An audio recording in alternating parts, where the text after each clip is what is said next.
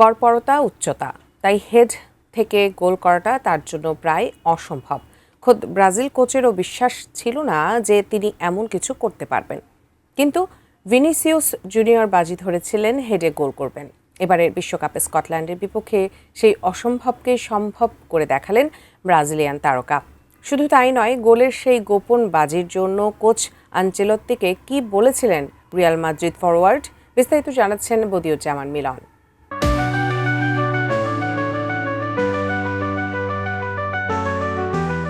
Vinicius জুনিয়রের উচ্চতা গড়পড়তা, খুব উঁচু না হওয়ায় হেড করে গোল করা তার জন্য একটু কঠিন। ব্রাজিলিয়ান ফরোয়ার্ড বেশিরভাগ সময় পায়ের কারিকুরিতেই করেন বাজিমাত। তবে স্কটল্যান্ডের বিপক্ষে একটা গোল হেড দিয়ে করে দেখিয়েছেন ভিনি। তিনি যে হেড দিয়ে গোল করতে পারবেন এই বিশ্বাস ছিল না স্বয়ং কোচ কার্লো আনচেলত্তির।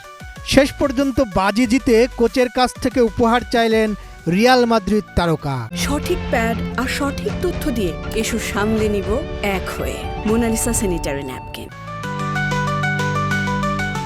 স্কটল্যান্ডকে গ্রুপ পর্বের শেষ ম্যাচে ৩-০ গোলে হারায় ব্রাজিল। এই ম্যাচে ২ গোল করা ভিনি তার দ্বিতীয় গোলটি করেন হেড দিয়ে। প্রথমার্ধের যোগ করা সময়ে ব্রুনো গিমারেজের ক্রস থেকে লাফিয়ে ক্ষিপ্র হেডে বল জালে জড়ান তিনি। গ্রুপ পর্বের ৩ ম্যাচে এতে করে ৪ গোল হয়ে গেল তার। ২০০২ সালের পর গ্রুপ পর্বের সব ম্যাচে গোল করলেন কোনো ব্রাজিলিয়ান। ম্যাচ সেরা হয়ে হেডে গোল করার পর ভিনি মজার গল্প শেয়ার করেছেন। তিনি বলেন, আমি কার্লো আনচেলত্তিকে কথা দিয়েছিলাম যে আমি হেডে একটি গোল করব। তিনি আমাকে বলেছিলেন যে এটা প্রায় অসম্ভব এবং যদি আমি এটা করতে পারি তবে তিনি আমাকে একটা উপহার দেবেন। আমি এখন সেটার জন্যই অপেক্ষা করছি।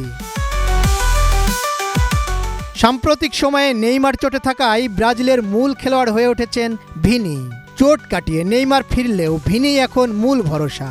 এরই মধ্যে বিশ্বকাপে ৪ গোল করেছেন, একটি অ্যাসিস্ট করে দলের সেরা পারফর্মার তিনি। নিজের ঘাটতির জায়গা হেড দিয়ে গোল করার পর কোচ আনচেলত্তি নিশ্চিতভাবেই খুশি মনে তাকে পুরস্কৃত করবে। স্বাভাবিকভাবেই এই পুরস্কার পরের ম্যাচগুলোতে তাকে আরও গোল করতে অনুপ্রাণিত করবে।